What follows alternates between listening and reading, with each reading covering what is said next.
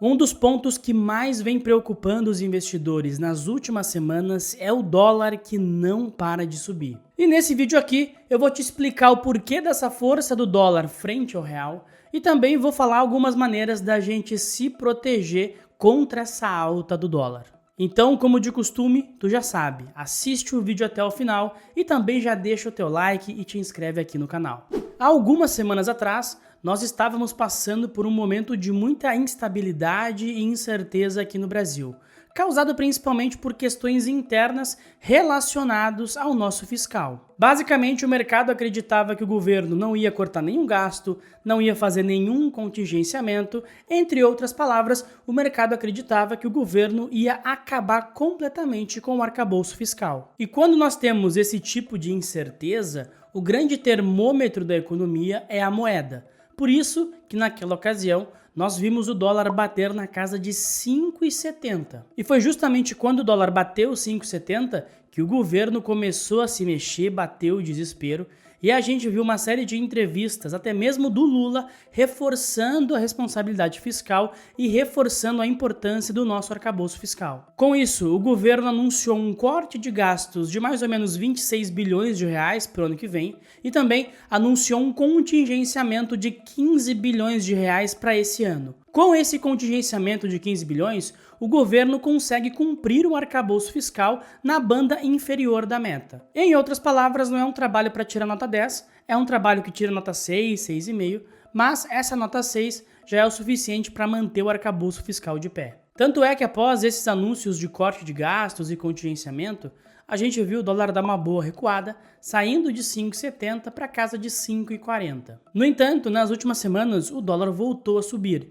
E hoje, no momento em que eu gravo esse vídeo, ele está custando R$ 5,65. Um patamar muito próximo aos 5,70 que fez o governo entrar em parafuso e tentar de tudo para fazer o dólar cair. No entanto, dessa vez, eu duvido muito que o governo consiga, com alguma ação própria, fazer com que o dólar volte a cair. Isso porque o motivo dessa alta do dólar nas últimas semanas não tem nada a ver com um cenário interno brasileiro, e sim é causado por fatores externos. Em outras palavras, toda aquela incerteza ao redor do arcabouço fiscal acabou. Se antes o mercado se perguntava se o governo iria manter o arcabouço ou se iria implodir o arcabouço para gastar cada vez mais, hoje o mercado sabe que com esse contingenciamento de 15 bilhões de reais, o arcabouço fiscal está de pé e o governo, por bem ou por mal, vai ter o mínimo de responsabilidade fiscal. Mas para o nosso azar, foi só a gente acabar com esse problema interno que uma série de fatores externos começaram a puxar o dólar frente ao real. E para quem duvida que essa subida do dólar tem a ver com fatores externos, dá uma olhada nesse gráfico aqui. Esse gráfico mostra a cotação nas últimas semanas do real, do peso mexicano, do peso colombiano e do peso chileno. Notem muito claramente que os movimentos são praticamente idênticos nas quatro moedas. Isso deixa muito claro que esse movimento do dólar frente ao real e frente a essas outras moedas é um movimento causado por fatores externos da economia global e não por um fator intrínseco da nossa economia. Mas afinal de contas, quais são esses fatores? Eu acredito que a gente pode elencar dois grandes fatores que estão fazendo o dólar se valorizar frente a essas moedas de mercados emergentes e Latinoamérica principalmente. O primeiro fator tem a ver com uma valorização recente do ien, a moeda japonesa. Depois de muitos anos estagnada, nós estamos vendo a economia japonesa voltar a crescer. Inclusive, nos últimos anos, o Japão vem apresentando inflação, o que era algo raro antigamente. Com isso, o Banco Central japonês está tendo que subir os juros por lá, algo que há muito tempo também não acontecia. E quando o juro sobe, a tendência é que a moeda do país se valorize. E é justamente esse movimento que nós vimos nas últimas semanas. Uma valorização do ien japonês frente ao dólar, principalmente por conta dessa expectativa de uma nova subida dos juros lá na economia japonesa. Mas por que uma subida do ien acaba prejudicando o real? Isso acontece porque muitos investidores fazem aquele famoso carry trade, que é basicamente pegar um empréstimo em uma economia que tem juros muito baixos, como a japonesa, por exemplo, e aplicar esse dinheiro em uma economia que tem juros mais altos, como é a economia de países emergentes, que é o caso do Brasil. Então, o cara pega dinheiro no Japão, pagando um juro de 1, 2% ao ano, e investe aqui no Brasil, recebendo 10, 10,5% ao ano. No entanto, quando a moeda japonesa começa a valorizar, esse empréstimo que ele pegou no Japão começa a ficar mais caro. Então, eles estavam vendendo as suas posições em Brasil, tirando o dinheiro daqui, para recomprar e fechar as suas posições no ien japonês. Esse movimento acaba tirando dólares aqui do Brasil, o que faz com que o dólar se aprecie frente ao nosso real. O segundo fator que também vem fortalecendo o dólar globalmente tem a ver com a probabilidade cada vez maior do Donald Trump ser o novo presidente dos Estados Unidos. Como todo mundo sabe, teve aquele atentado contra o Trump, o Biden acabou desistindo da corrida e as chances do Trump ganhar a eleição subiram muito desde então. E com isso o mercado começou cada vez mais a prestar atenção em possíveis medidas que o Trump pode tomar uma vez sendo eleito presidente dos Estados Unidos. Tendo em vista o último mandato do Trump e também declarações recentes dele, uma medida muito clara que o Trump vai tomar é diminuir os impostos para as companhias americanas. E além disso, ele também tende a fazer um governo mais protecionista, colocando taxas e impostos sobre os produtos que vêm de outros países, principalmente da China. Eu nem vou entrar no mérito se essas propostas são boas ou ruins, mas o fato é que ambas as propostas têm um caráter inflacionário. E se essas políticas do Trump realmente se materializarem em um novo choque inflacionário, elas podem atrapalhar o Fed, que está prestes a iniciar o ciclo de cortes por lá. E inclusive um grande banco americano recentemente deu um call dizendo que se o Trump for eleito e aplicar as medidas que ele quer aplicar, é muito provável que o Fed tenha que voltar a subir os juros nos próximos anos. E como a gente sabe, quanto maior forem os juros nos Estados Unidos, mais forte tende a ser o dólar.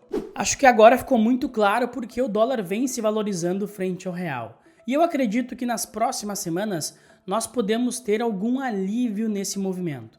Primeiro porque me parece que o ien não tem muito mais força para continuar subindo. Eu acredito que ele tende a se acalmar um pouco mais agora. E além disso, no próximo dia 31 de julho, nós temos a reunião do Fed, do Banco Central Americano, e o mercado já espera que o Fed dê alguma sinalização de início do ciclo de cortes nos juros lá em setembro. Se isso acontecer, a tendência é que nós vejamos um fluxo maior de investidores estrangeiros investindo em economias emergentes. Até porque, como dá para ver aqui nesse gráfico, nós vimos já o início de um movimento de rotação, ou seja, os investidores vendendo o S&P e comprando o Russell 2000, que é um índice de small caps nos Estados Unidos. No entanto, essa rotação aconteceu apenas internamente, como mostra aqui no gráfico.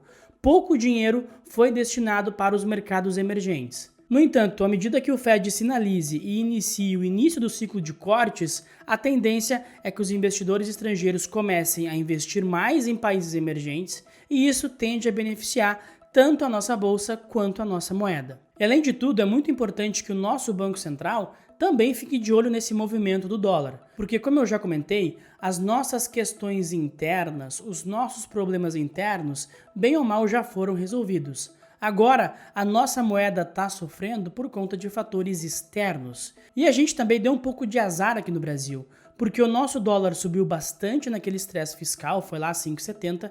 Depois, ele deu uma bela recuada, mas ele meio que se acomodou em um patamar ainda alto, na casa dos 5,40. Dessa forma, esse estresse global pegou o dólar aqui no Brasil em um patamar já elevado e agora está levando esse dólar lá para cima. Portanto, é muito importante que o Banco Central fique de olho. Por quê? Porque se esse dólar se manter muito tempo nesses patamares, a gente tende a ver uma volta da inflação. E as principais atribuições do Banco Central são justamente combater a inflação e proteger a moeda. Portanto, se esse movimento continuar a não arrefecer, o Banco Central, na minha opinião, deveria entrar vendendo o dólar para mostrar para o mercado que ele não acredita que esses patamares da moeda estejam corretos. Tendo dito tudo isso, na minha opinião, esse dólar muito alto é um dos principais riscos para o nosso mercado atualmente. Porque, como eu já comentei, se o dólar ficar muito elevado, nós veremos uma volta da inflação e quem sabe o Banco Central vai ter que voltar a falar em subida de juros.